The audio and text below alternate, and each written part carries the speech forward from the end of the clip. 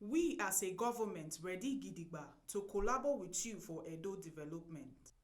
Iyoha to AAU Alumni.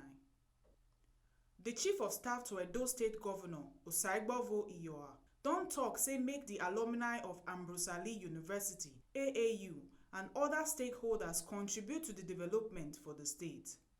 Iyoha wey receive the members of the Alumni Association of AAU wey come for congratulatory visit to am, say the institution don produce great leaders for government wey dey use their plenty experience take contribute to the development of the state.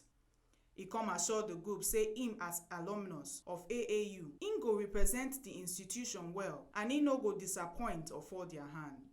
Oga Chief of Staff come yarn say normally na great personalities na dey come out from AAU and e dey show for every areas including their profession and career. Im come also urge the association make them collabo on projects to move the institution forward.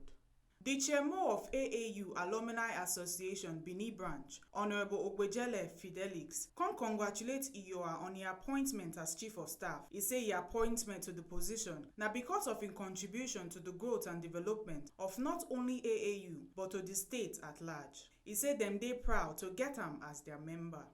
The ogbonge people wey tanda for the visit na Chief of Staff to Edo State Governor Honorable Iyoha, the chairman of the association Honorable Ogbejele Fidelix, famous Igwesi, Chief Percy Okoje, and Imweko Praise. This one na the ogbonge informate wey TMC TV carry come give una on top the koko for today. My name na Chidima Anichukwu from Benin.